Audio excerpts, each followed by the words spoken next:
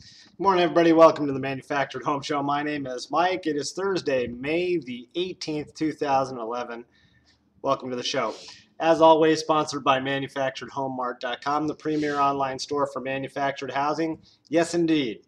Here we are once again live. Let's go right to the headlines today. Let's talk some more about the flooding, particularly as it affects those in manufactured homes. Let's go to this first video is from the Associated Press, although I got it off of usatoday.com. Take a listen to this. Manufactured home community, and it's interesting. Canadian investor started this post-Katrina. It was set to close, but now it looks like it's in a little bit of danger from the flooding here in Louisiana. Take a listen. This is not a river or a lake.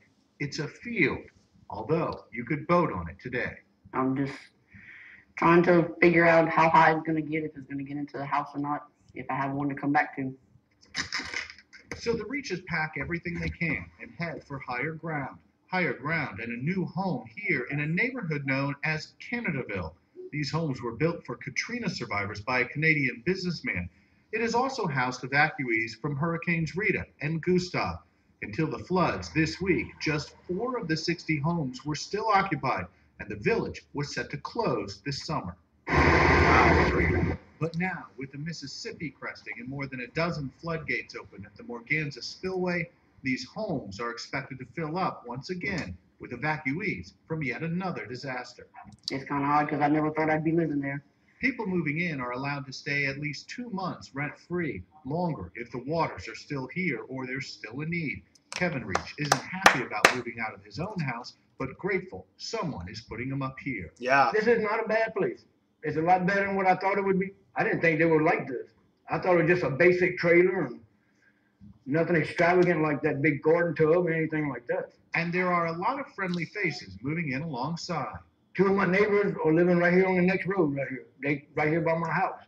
Neighbors finding shelter together on higher ground. Rich Matthews, Associated Press, Simsport, Louisiana. Yeah, manufactured home community. That's really good stuff. Really good. And props to, and the golf clap of the day, I was trying to give that to whoever that person is or persons involved in charge of that community there and helping out the victims. You're great. God bless you. Let's move on to some more headline news. I thought this was very interesting stuff. We'll touch on it real quickly. This is from CNN.com. Mexican authorities found 513 illegal immigrants in 2 tractor trailers. You can see the image of the X-ray with the people inside of the tractor trailers. Unbelievable picture. And there's a short article that goes along with that. And it's interesting because these were Mexican authorities that detained these people. They're mostly from Central America and Asia. They were crammed inside the 2 tractor trailers. X-ray equipment detected the immigrants at checkpoints in the southern state of Chiapas, the state attorney general's office said.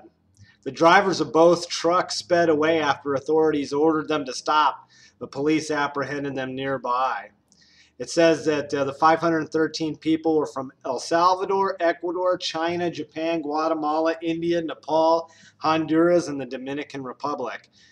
Each of them paid $7,000 to travel to the United States. That's where they were. That was their final destination. Now, just yesterday on the webcast, we were talking about how Arizona is trying to finish building the fence at great expense to private citizens or private groups, because that is how they intend to raise the money. Another good example of how people will traffic humans into the country. No fence is gonna stop the 2 tractor trailers from coming through the border if maybe it's not for the Mexican government there. So let's give an extra golf clap of the day to the Mexican government for stopping that from happening. And it also shows that it's not only Mexicans that are illegal immigrants. They come from everywhere, and they come illegally, or attempt to anyway. Border fence, huh? Great, you could build, like I said, you could build the Great Wall of China. They'll go under, around, over, Come on now. It's people related and legislative driven. Let's go to some more news here. This is, okay, not to be outshadowed, the Arnold, but this guy, Dominique Strauss-Kahn, the IMF chief, big news. Take a listen to this from USA Today. This lady is interviewing the attorney of the woman. Let me give you a little bit better background on this story here.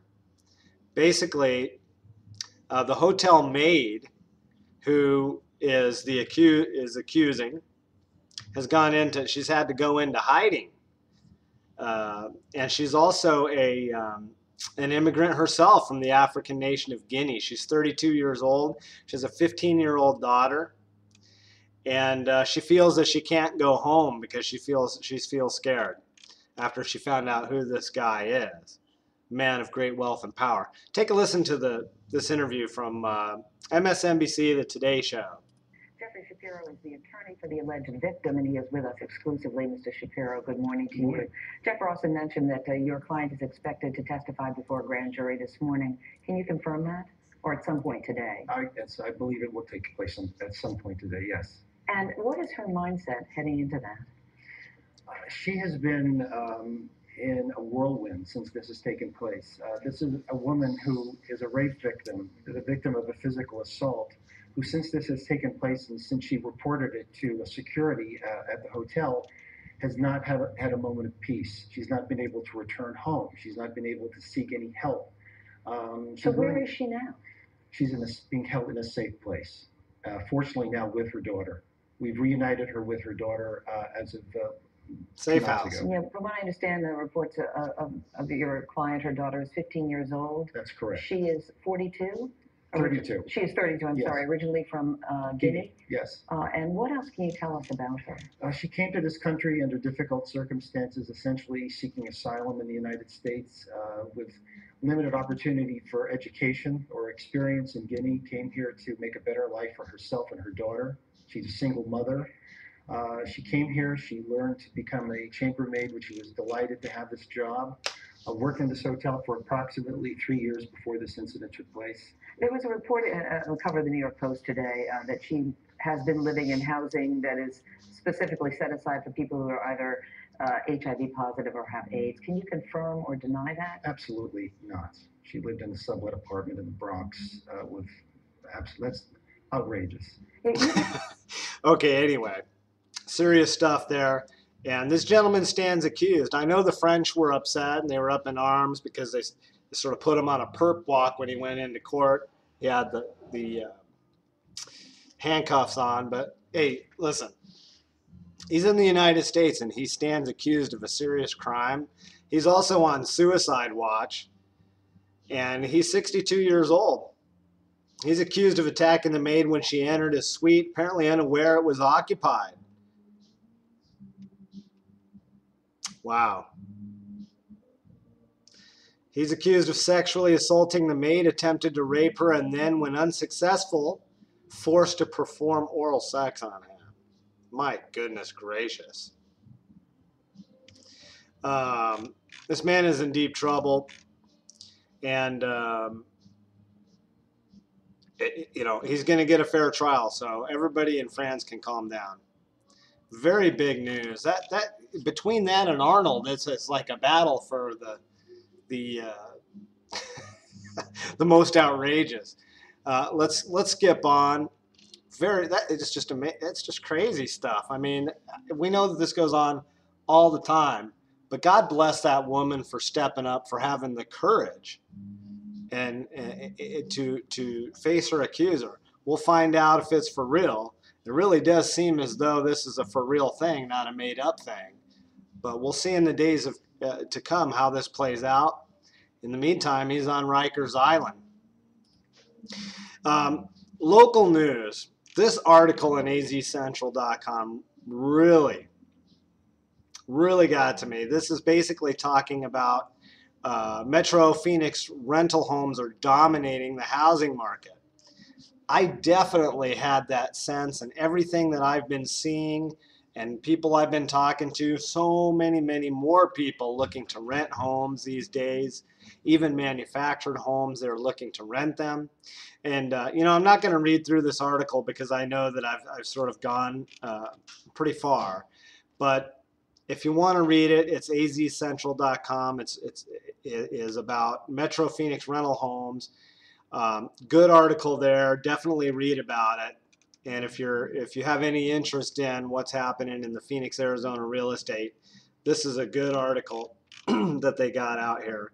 Catherine Rieger, she's the head person on azcentral.com. Go ahead and give a read to that. But I don't want to really comment too much on for lack of time here. But basically, rentals are flooding here, and it's big time. And it doesn't help us in terms of manufactured home sales. And this sort of lends us to more manufactured news related type of stuff. I gleaned this off of mhmsm.com once again, which is, they took it from Forbes. And this is very scary, because there's another housing analyst predicting that the turnaround for the housing industry is still several years away. And I'll read from this because it's very telling, and it's also very short. Forbes reports that A. Gary Schilling says, avoid thinking the housing market is the key to economic recovery. The housing market continues to flounder because, like any goods-driven sector of the economy, the supply outweighs the demand, which pushes prices downward. There is a surplus of 2 to 2.5 million homes currently on the market, and more will be going into foreclosure. Schilling says the National Association of Realtors estimates only the number of houses sold that do not go through the multi-listing services, and has not made adjustments since the housing downturn. Further, he says due to the way that NAR counts sales based on surveys of realtors, the figures may be misleading. CoreLogic checks records at county courthouses, and their figures are lower by a third. In 2010, NAR said sales were 4.9 million, down from 5.2 million in 2009. CoreLogic said sales in 2010 were 3.3 million, down from 3.7 million in 2009. Schilling says it will take 4 to 5 years to work through all the excess houses. There you go, ladies and gentlemen. Obviously, this is one man's opinion, and he is an accredited individual. Many of us who are in this type of business, we all speculate about it, and this is taking it further than I was hoping for. I was actually hoping that maybe within the next couple of years we might see something. But 4 to 5 years, listening to this gentleman, I say it's realistic. And for those of us in the manufactured housing industry, this continues to be bad news. So we've got to do a lot of things. We've got to work especially hard and especially smart. And so those of you that do remain in the fight, and it is a fight just to stay in business, in any business these days. Well, I'm sure I can think of some that it's always easy to stay in business, like McDonald's. But those of us in the real world have to slug it out. So anyway, manufacturedhomemart.com is here to help with that. Certainly that is what we do, is advertise and market manufactured homes for sale. Not only the manufactured homes themselves, but communities and retailers and all professionals of the like in the manufactured housing industry. We are here for you. Contact me if you want to know anything about the site. But this is a good old-fashioned dogfight, ladies and gentlemen. And we're facing a lot. I mean, we got high gas prices. We got so many factors working against us in our manufactured housing industry. But I'm here to tell you, I'm in the fight. This is what I do for a living, and I'm going to continue to do so. I'm going to continue to support the industry via my website, manufacturedhomemart.com. I invite everybody to join us. I forgot to mention, in the month of May, we're celebrating our 1-year anniversary. Any professional is welcome to join for free for 60 days. What was I doing there? Pinky swear. 60 days, I'll give any professional free to advertise on the site. Let us prove to you what we can do. And God bless everybody out there.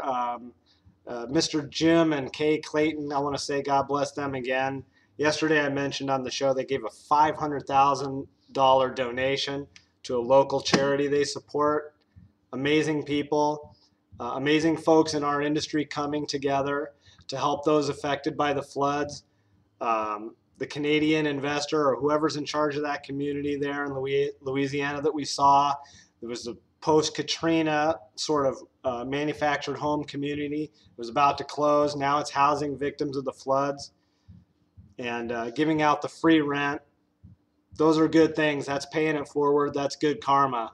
All that stuff is going to come back to you. So that's the thing that I like the most about doing this webcast too.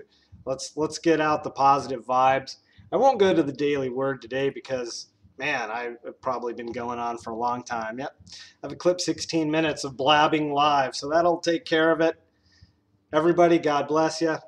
I think tomorrow's show, I think maybe we'll bring back the phones. How about that? If you have thought of any questions or anything, remarks you might want to make tomorrow, Thursday, I'll make sure I remember to have the phone handy. Bang. It's as simple as that. It's a low-tech show.